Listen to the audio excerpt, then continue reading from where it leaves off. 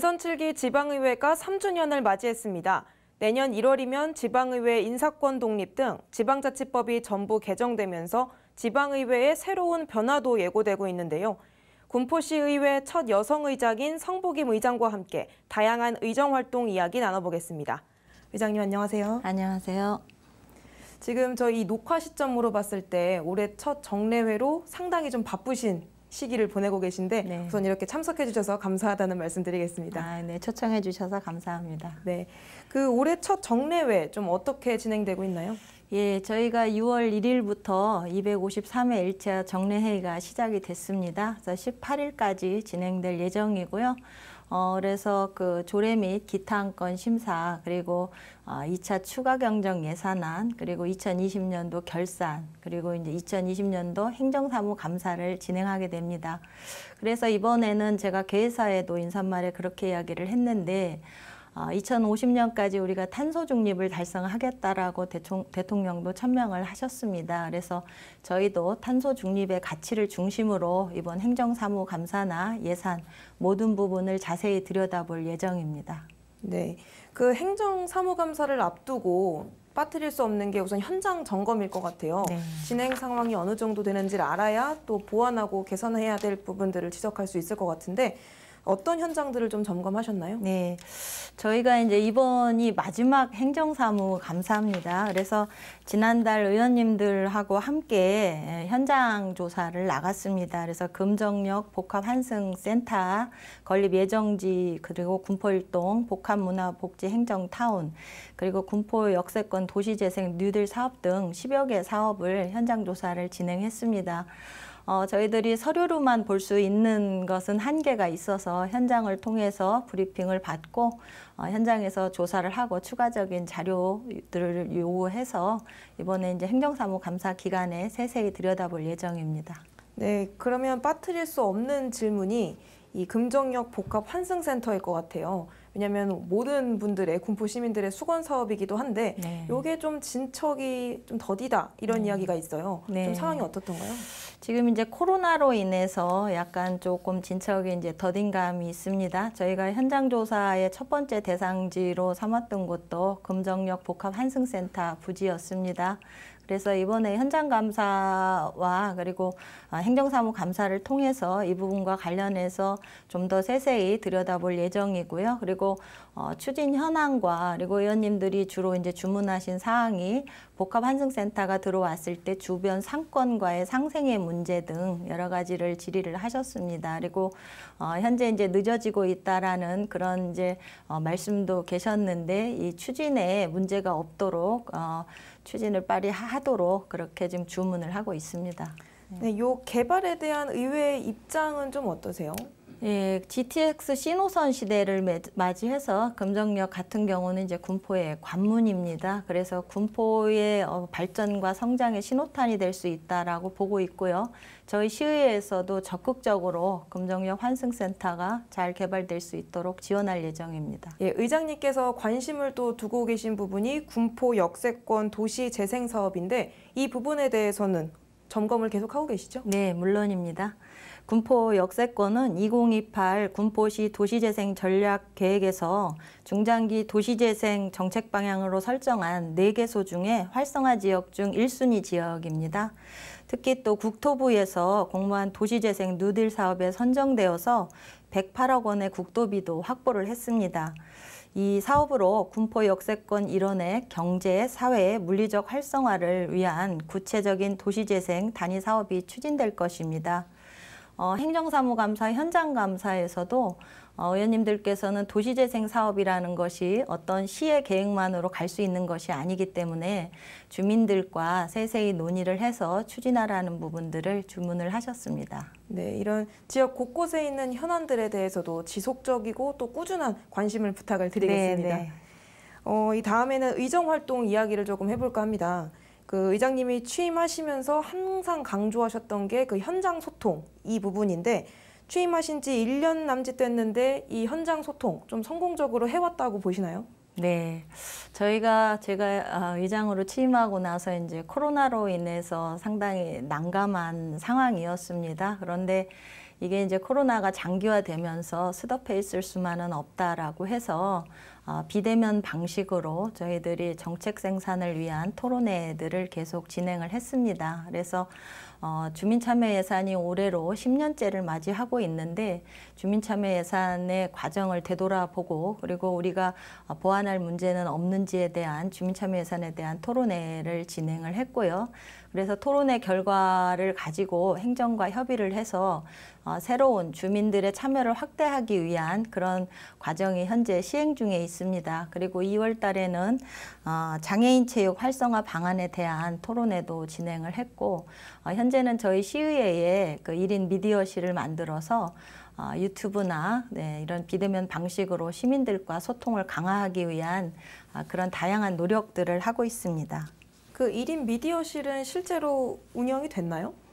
예, 저희들이 처음에 지금 한 2번 정도 운영이 됐고요. 지금 이제 의원님들이 이번에 이제 조례도 만드시고 그리고 행정사무감사도 진행을 하시는데 의원님들이 대표 발의하셔서 제정한 조례에 대해서도 설명을 할 수 있는 그래 시민들에게 쉽게 다가갈 수 있는 그런 프로그램들을 좀 진행할 예정입니다. 그러면 군포시 의회의 이런 1인 미디어 방송은 유튜브로 만날 수 있는 건가요? 네, 유튜브로 제작할 예정입니다. 네, 알겠습니다. 이 현장 소통은 입법 활동을 하기 위한 밑거름이고 또 의장님뿐만 아니라 군포시 의회가 이 활동들을 전반적으로 다 열심히 해오고 있다. 이렇게 좀 평가가 되고 있는데 의장님도 혹시 그렇게 생각하시나요? 네, 저희 군포시의회의 가장 큰 강점이라고 하면 시민들과 항상 소통하고 현장 중심의 의정활동을 펼치고 있다라는 것입니다. 그래서 저희 의원님들이 9분이신데요. 9분이 모두 시민과의 소통을 중요시 여기고 있습니다. 저희들이 조례를 만들거나 정책 생산을 위해서는 항상 시민과 토론회를 하고 그 결과를 행정과 공유를 해서 반영된 결과를 다시 시민들에게 피드백하는 이런 과정을 거치고 있습니다. 그래서 조례를 제정하더라도 시민의 요구에 의해서 시민과 함께 토론을 하면서 조례를 만들다 보니까 시민들이 의회의 참여도도 높고 그리고 군포시에 있는 조례들이 당장 나의 삶에 어떤 영향을 미치는지도 스스로 파악하시고 해서 긍정적인 그런 효과가 있다고 봅니다. 조례 이야기가 나와서 네, 말씀인데요. 이 8대 의회에서 좀 제정되거나 뭐 개정된 조례 중에 좀 기억에 남는 게 있으시다면 어떤 게 있을까요? 예, 가장 조례를 많이 제정을 했는데요. 그중에 가장 기억에 남는 조례는 군포시의회 의정 모니터당 구성 및 운영 조례입니다. 사실 이 조례는 의원님들이 상당히 부담스러운 조례입니다. 의원님 스스로를 감시 견제받는 기구를 의회가 만든 것입니다. 그래서 의원님들이 부담스러워서 이 조례 제정에 어려움이 있지 않을까라는 우려도 있었는데 다행히 9분 의원님들께서 모두 찬성을 해주셔서 조례를 제정을 했고 그리고 의정 모니터단을 발족을 했습니다. 그래서 저희들이 의정 모니터단을 20분으로 구성을 했는데 시민들의 참여가 상당히 높았어요. 그래서 40분이 응모를 해주셔서 추첨에 의해서 의정 모니터단을 구성을 했고 그리고 의정 모니터단을 구성하면서 저희들이 가장 역점을 두었던 것은 의회의 간섭으로부터 자유롭게 해야 되겠다라는 것이었습니다. 그래서 의정 모니터단이 단장과 부단장과 총무를 선출을 해서 자율적으로 운영을 하고 있고요. 저희는 그 의정 모니터단 교육을 위한 강사비 지원 그리고 정기회의의 회의비 지원 그리고 의정 모니터단이 모니터를 하는데 필요한 자료와 관련해서 제공하는 이제 그런 역할을 하고 있습니다. 네, 그러면 이 의정 모니터단이 구성됐다는 건 알겠는데 이분들이 앞으로 해야 할 일이 좀 뭔가요? 이분들이 지금 이번 그 253회 1차 정례회의부터 모니터를 하고 있습니다. 그래서 각 분야의 지수를 가지고 모니터를 해서 의원님들에 대해서 평가를 하게 됩니다. 평가를 해서 그 평가 결과를 저희들에게 주시면 저희들이 또 의회에서 의원 평가를 하고 있거든요. 예를 들어서 의원 연구 모임을 하느냐 안 하느냐, 정책 생산을 위한 토론을 하느냐 안 하느냐, 자원봉사에 적극적으로 참여하느냐 안 하느냐 각 분야별 지수가 있습니다. 그래서 이 지수 플러스 그다음에 의정 모니터단이 평가해 준 점수를 반영을 해서 의원 종합 평가에 반영을 하게 됩니다. 네, 의회를 구성하는 그 의원분들이 사실 선출된 분들이긴 하지만 그 4년 동안 조금 해이해질 수도 있는데 네. 이 모니터링단을 통해서 끝까지 네. 자신의 역할을 좀 끝까지 해내실 수 있을 네. 것 같다는 생각이 듭니다. 그 이제 시의원들이 앞으로도 입법 활동을 하기 위한 그 기본적인 모든 것들을 의장님이 잘 서포트 해주시기를 네, 다시 한번 네. 부탁을 드리고요. 또 내년이면 아까 제가 앞부분에 좀 말씀을 드리긴 했는데 이 지방자치법 개정안이 시행이 됩니다. 네. 이런 어떤 내용인가요?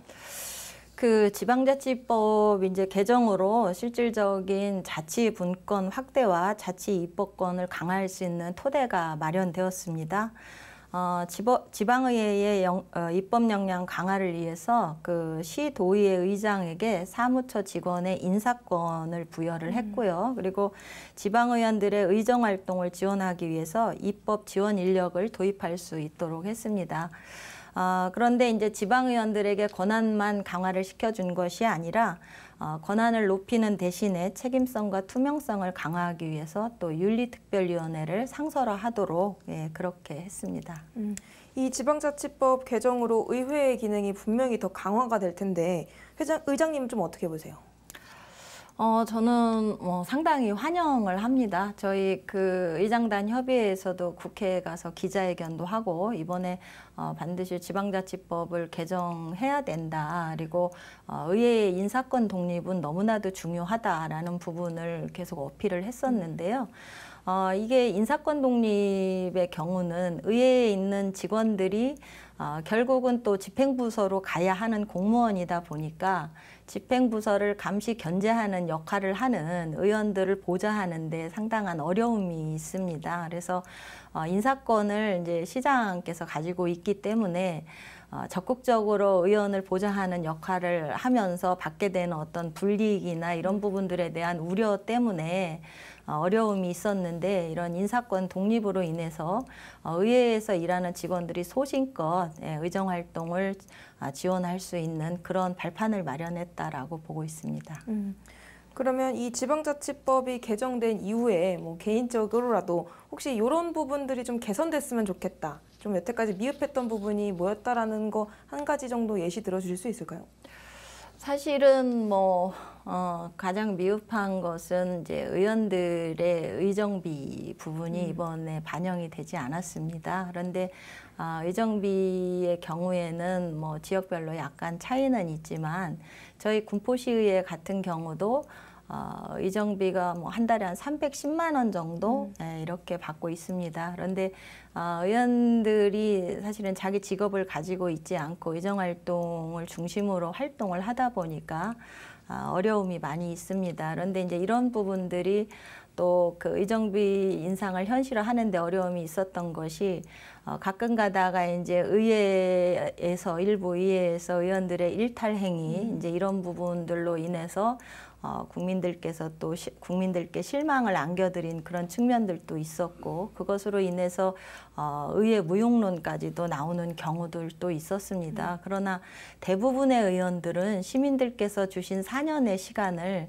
최선을 다해서 열심히 뛰고 있거든요. 그래서 이런 부분들이 이번 그 개정은 안 됐지만 앞으로 이제 과제로 남아 있다라고 보고 있습니다. 네. 그 의회에 어쨌든 권한이 강해진 만큼 기초의원들의 역할도 중요해질 것 같은데 아직 미흡한 부분은 있지만 의원들이 어떤 부분을 좀 더 변화해야 한다 이런 다짐을 좀 해야 된다고 생각을 하시나요?